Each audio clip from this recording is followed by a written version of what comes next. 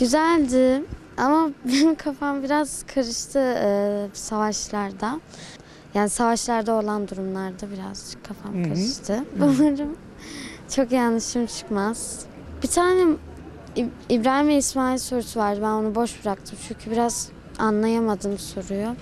Orta gibiydi. Zor da değildi. O kadar da kolay da değildi bence. Ben her soruyu 3 defa okudum. Dönüp tekrar baktım çoğu soruya. Bazı sorular metin veriliyordu. İşte hangi peygamber gibi soruluyordu. Bazıları da kısa kısaydı. Ben kitabı iki kere bitirdim. Ben gerçekten anladım ve çok güzel bir kitaptı. Sınava girilmeyecek olsa bile okunabilirdi mesela. Peygamberimize olan saygım, sevgim zaten çok yüksekti. Bu kitapla da peygamberimizin yaşadığı zorlukları anlayarak peygamberimize olan sevgim daha da arttı. evet. 11 yaşındayım, 5. sınıftayım. Bu sınava girdim. Sorular orta seviyedeydi. Bazıları çok kolaydı hatta. Güzel sorular da vardı. Hatta bazı sorular çok dikkat vermek lazımdı. Mesela 13. soruda zorlandım. Orası biraz zordu. Peygamberimizle ilgili bir şeyler söylüyorlardı. Sıralamaydı. Onda takıldım. Yine de yaptım ama.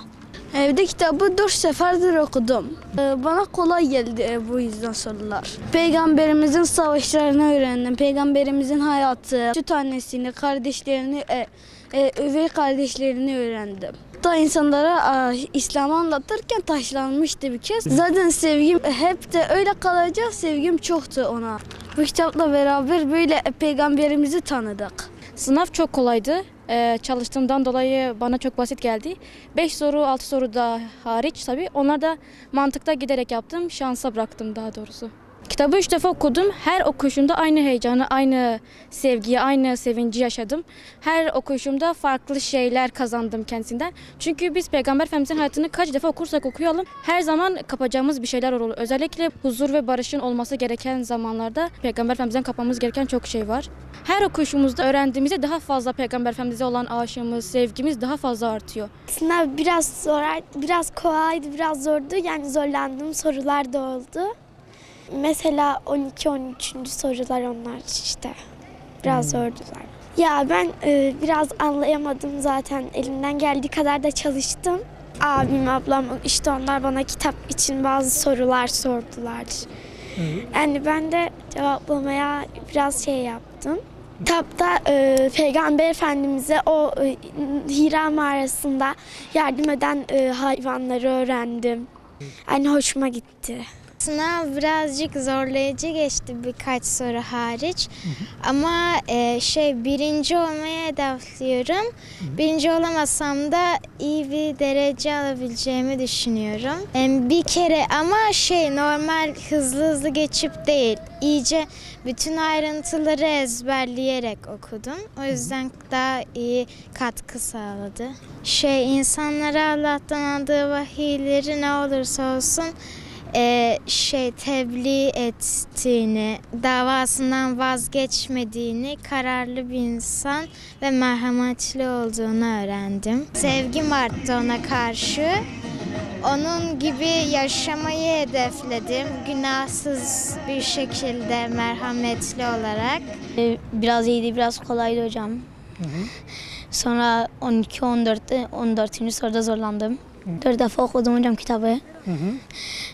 Taşlandığını okudum. Hazreti Osman var, Hazreti Hamza var, Abdülmuttalib var. Sonra annesi Amine, babası Abdullah hocam. Çok iyi geçti. İnşallah kazanırım diyorum.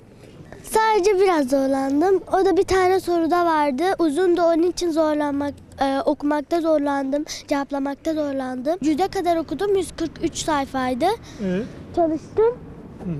İnşallah kazanırım diyorum. Peygamber Efendimizin hayatı, süt annesi, ondan sonra onun dedesi onu sahiplenmiş. Yani kitap güzeldi, 2 kere okudum. Ondan sonra Peygamber Efendimizin hayatını öğrendim. Bizim için günümüzü kurtardığını, ne kadar hayırlı doğduğunu, çok bereketli şeyler, ateşlerin söndüğünü. Ondan sonra 14 burcun yıkıldığını öğrendim.